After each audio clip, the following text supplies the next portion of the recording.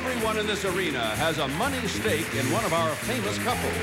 The red section has its money on Chad Everett and his wife, Shelby Grant.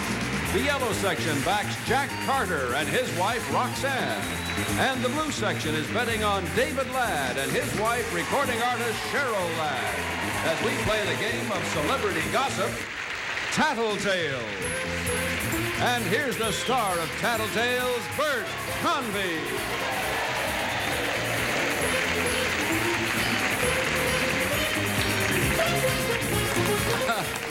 I don't know what's going on here. Welcome to Bob and Carol, Ted and Allison, Frick and Frack. I don't know. Used to be called Tattletales, but we're playing games here, ladies and gentlemen. Shall we start playing games? Let's start playing games. Fellas, have a seat with me. Ladies to the rear, that's right. We'll come back and start our first round of Tattletales after they're all situated and ready to go. No, around this way.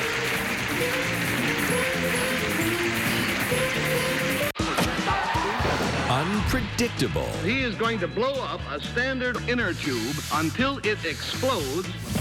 Unbelievable.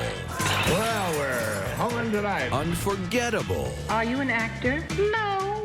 Boy, that sure isn't the voice for it, is it? The legends live on. Buzz till dawn. Tonight, starting at 2 a.m. when you're up again one too many times. Makes you feel kind of stodgy, doesn't it? Only on BUZZR. Let's play. Oh, boy, it's wild in here today. Let's say hello to our couples, shall we? First of all, David Ladd and his wife, Cheryl.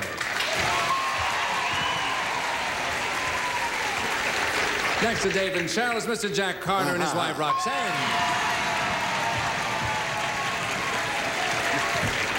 Next to Roxanne and Jack is Mr. Chad Everett and his wife, Shelby.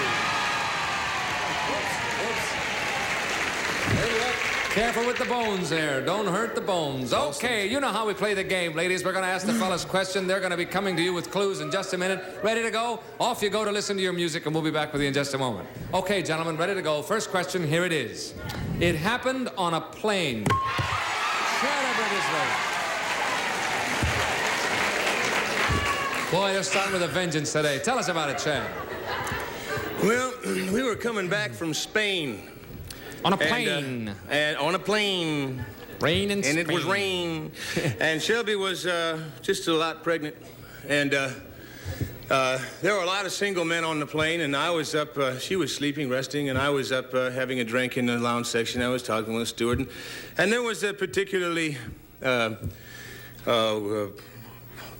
affectionate lady there, who was a stewardess, and she came over to say hello, and there wasn't a seat available in the lounge, and she decided that she could best talk to me eye-to-eye level, so she occupied my lap.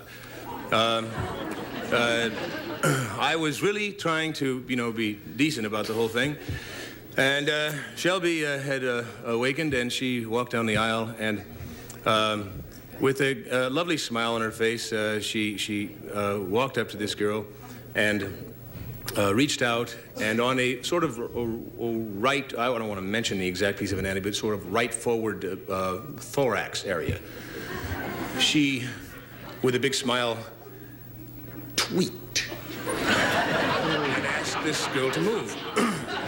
And whereupon this person moved. And then she continued on about her business. And so that happened on a plane. That is the most gentle account of the riotous scene I have ever heard in my life. You gotta... All right, doctor, how about a clue now that Shelby probably won't have any trouble recognizing? Tweak? Did you say tweak? No. Tweak. Tweak. Tweak will get it. Tweak will do it, huh? Yes. Okay. Let's bring on the ladies. Tweak. All right, ladies, we have asked the fellas a question, and we have the clue. The question is, it happened on a plane. And the clue is tweak.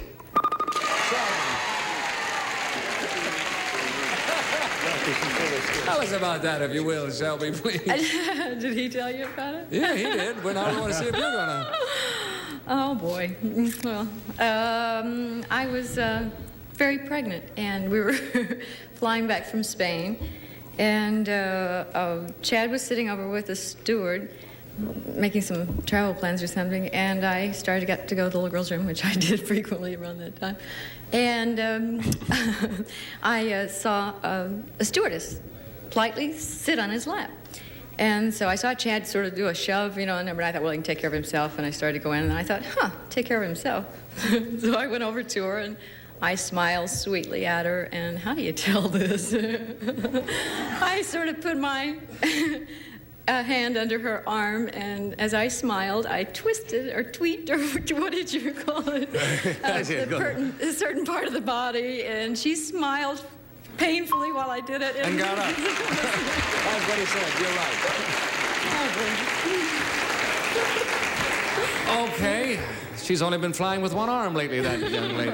Yeah. Okay, ladies, we'll come back with another clue in just a moment. Here we go. Fellas, next question coming up. It happened on a plane. Same question. Who's first? Jack was. You were first, Jack. We were flying to Mexico, to Acapulco. And we met a very wealthy boy. He owns the Las Brisas Hotel in Acapulco, and he also owns the mountain. He owns Mexico, everything.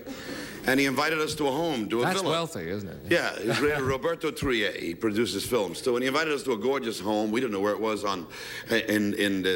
next to Las Brisas, next to the castle or something, and we're there, and a beautiful yacht pulls up, and we got on board the yacht, and some nice little kid is running, serving us and feeding us and giving us drinks, and Roxanne says, what a nice boy, I'm going to tip him.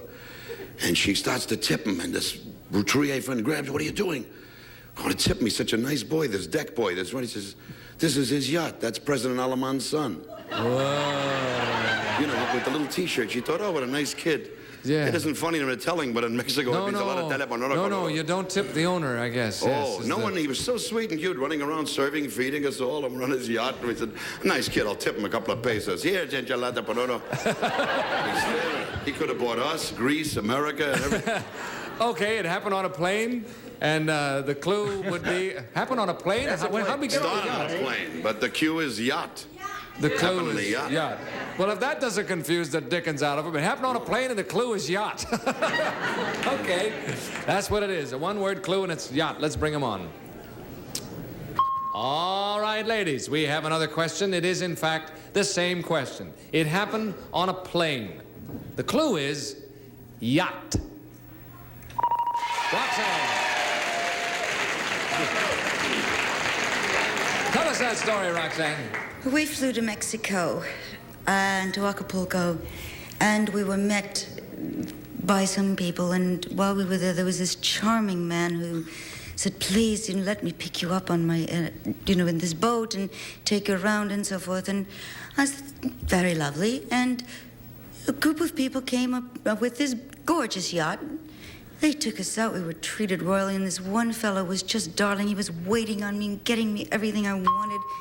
And I wanted to tip him, and he was the president's son. That's what he said. You're right. $100. Okay, at this point, Cheryl and David have yet to score. Roxanne and Jack, Shelby and Chad are tied in the lead with $100 apiece. Okay, time for a Tattletale quickie. Here we go. And this is it. Ladies, this quickie is for you. $100 for each correct answer. Here it comes. The handsome young man across the way is undressing without pulling down the shades. Would you take time out to watch? The handsome young man across the way is undressing without pulling down the shades. Would you take out time to watch? Don't give us your answer now. Just think about that, and we'll come back to you in just a moment. And we'll pull down the shades, too. Okay, David, what shall we going to say? No question about this. She'd probably get out a pair of binoculars to watch. I mean, Cheryl is one of the great voyeurs in the business. Is that right? Oh, yes. Okay, so obviously your answer is going to be yes. Yes. Let's bring on Cheryl. All right, Cheryl, in that event, what would you do? Well, all I can say is curiosity killed a cat, and I'd watch. That's what he said, you'd say. And you're right. He said you get out a pair of binoculars, is what he said. I beg your pardon. Thank you, Cheryl. It's twoo. Okay, Jack, how about Roxanne? Roxanne would stand by the window and she'd go, isn't that awful? Isn't that vulgar? Isn't that crude? Isn't that wild? Isn't that marvelous? She'd be saying that for about 4 hours. Yes, right. As long Then as she'd it go took- up with the shade. Okay, the answer is, I think, a yes. Yes, All a right, definite watcher. Let's bring on Roxanne. Roxanne, what would you do? That young man over there. Gee, I, want a comparison shop, so I would say yes. That's what he said. You're right. All right. Little window shopping never hurt anybody. Thank you, Roxanne. Okay, Chad. What about Shelby? What would she do in that case? Shelby would holler, honey, come quick, check out the competition. She would probably watch very deftly, and if the guy turned out to do this 2 or 3 nights in a row, she might even try and find him some help by calling one of her friends. I don't know. She'd watch. Sure, she'd watch. She'd watch. Human being. Okay, let's bring her on. Shelby, what would you do? Watch. That's what he said. Okay, at this point, Cheryl and David have $100. Roxanne and Jack, Shelby and Chad are tied with $200 apiece for their sections. We will change places now. Fellas to the rear, ladies front and center. While we're doing that, we're going to break away for just a minute, but we're coming back with the second half of Tattletales. Come back with us.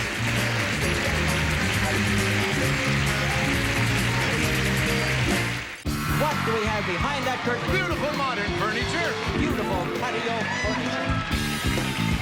Open up the curtain and show her what's back there. You have a beautiful set. Let's make a deal. Furnishing the fun. Weeknights at 8 on BUZZR. Let's play. Okay, we're back. We've changed places. I have the ladies out here with me. The fellas are all set to go backstage. Our studio audience is winning money. We have a good, close game.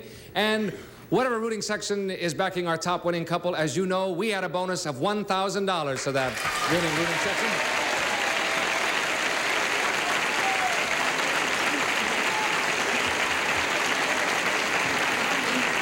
All right, gentlemen, I'm going to ask the ladies the questions now. Their turn to give the stories and give the clues, and we'll be back to you with those clues in just a minute, okay? Bye now. Ladies, ready to go? Yes. Here comes the first question. A story about relatives. Cheryl's first.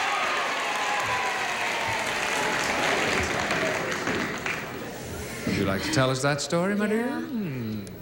This is just a terrible story. Good.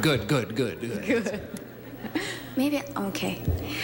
David and I were visiting my folks just before we got married, and we were talking over wedding plans, and we were having a nice, quiet evening at home, and David had his bare feet up on the coffee table.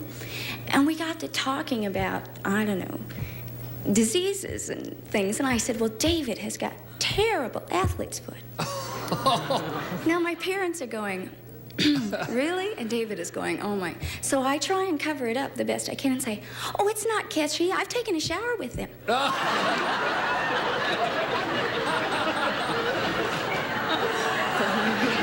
perfect. You know what I mean? Oh, I know what you mean.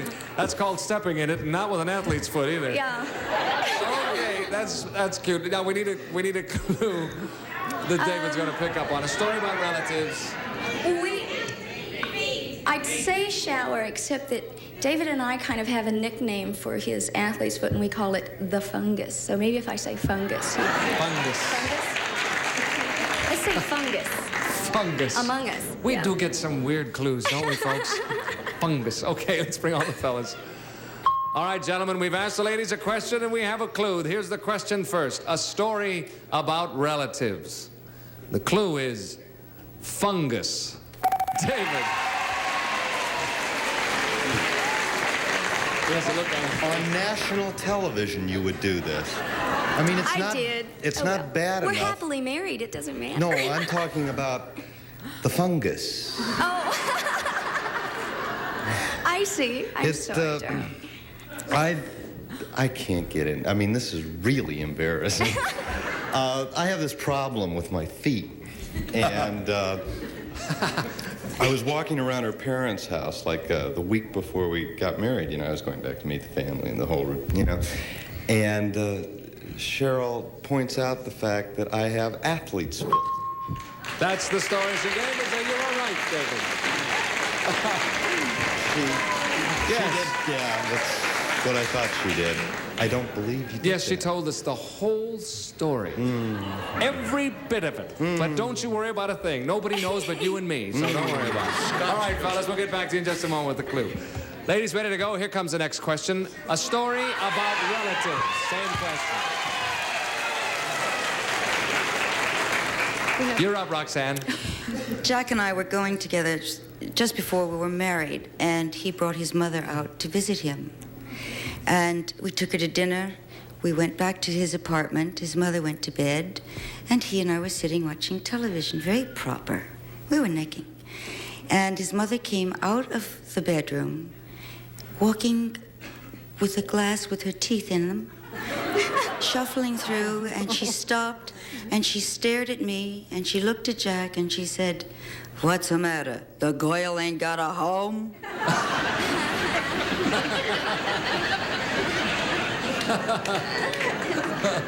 Okay. What's the clue for that? What's the 1 or 2 word clues going without a home? Story about relatives. Teeth? Teeth? Because his mother is always with her teeth. Okay, that's the clue. That's teeth, right? Teeth. Okay, let's bring on the fellas. All right, gentlemen, we have a question and we have a clue. It's the same question, a story about relatives. The clue is teeth. Oh. Teeth. Oh. Jack. All right, Jack, tell us about that, if you will. I moved my mother out here from New York so she could be a television star on the Merv Griffin show. I said, "Nice luggage." She showed up with 2 shopping bags with a chicken dying hanging out of the bag. She came to my apartment to live with me. I said, "No, Ma." She says, well, you're still going to fool around? Well, you need girls, terrible, dirty. Well, who needs it? I wouldn't bother you. Want to bring him home, bring him home. So I bring him with Roxanne one night. We're necking on the couch. My mother goes through it like Renfrew the Mounted, you know? With the teeth in a glass, right back and forth. That's what she told us. You're absolutely right, Jack. Okay, at this point, Cheryl and David, Selby and Chad have $200. Roxanne and Jack are in the lead with $300 for the winning section. And we'll come back with more of Tattletales right after this message for you. Where do you catch TV with class? I think I've got the answer right here. Where bow ties are cool. How do you do? Going to be in New York a while? And a man always stands for a lady. You're in a jam. Here I am. The answer is in black and white. Pardon? TV was never this cool. Sort of a flexible message, you might say. Buzz Till Dawn. Tonight, starting at 2. Once you kind of relax, settle back, and enjoy yourself. Let's play, baby. We're back. We have a close game, and I have a tattletale quickie right here that's going to decide it. Fellas, I'm going to ask you the question. Don't give me the answer. You know that. Here it is. Close game, too, fellas, in case you didn't know. How often would you say you and your wife have an argument? Once a week, once a month, or practically never? How often would you say that you and your wife have an argument? Once a week, once a month, or practically never? Think about it, fellas, and we'll come back and get your answer and decide this game in just a moment. Roxanne is already laughing. Cheryl, what's David going to say? Oh, we have a lot of little things, but they're not really arguments. Yeah. Well, it does say argument. I'll say once in a while we have a good one. So once a week, once a month, or practically never? Practically never. Practically never. Okay, let's bring him on, find out. Okay, David. What is the frequency of an argument in your family? Once a week, once a month, or practically never? No, once a month. Regularly.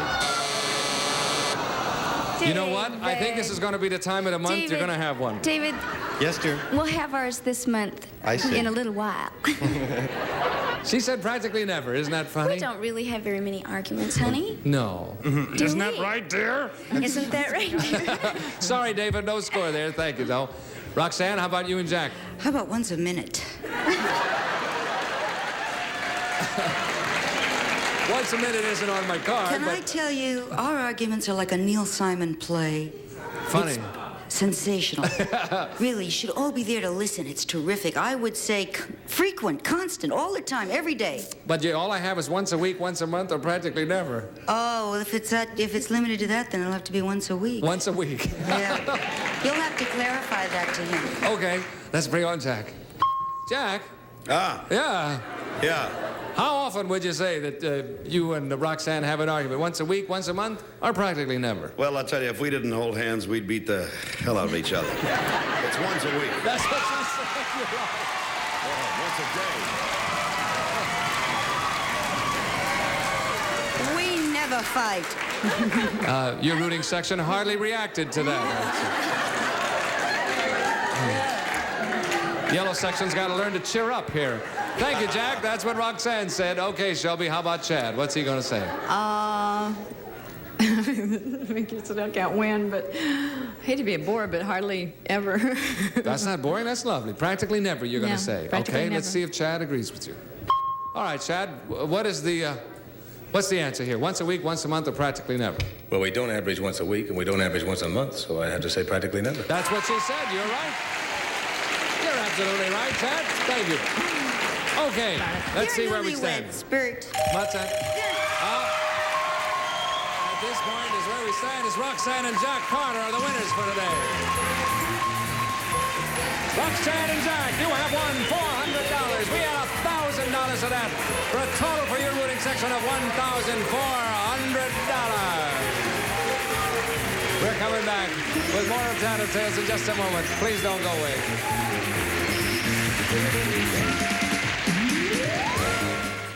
Up next, people are actually rewarded for telling lies on To Tell the Truth. Then just try to guess how these folks make a living on What's My Line. Stay tuned. Okay, we're back. We had a good time today. David Ladd has a picture that maybe you'd like to tell us about. Would you, David? Yeah, The Klansman. It's probably a film that you've all been reading about with Richard Burton and Lee Marvin. And looks good? Yeah. Okay, we'll be looking for you in that. And we'll be looking for Chad in Medical Center this year, back for the 6th year. Jack, we'll be looking for you on street corners all over America. Bert Harvey saying, I hope you'll be looking for us on Tattletales next time. See you then. Bye, everybody.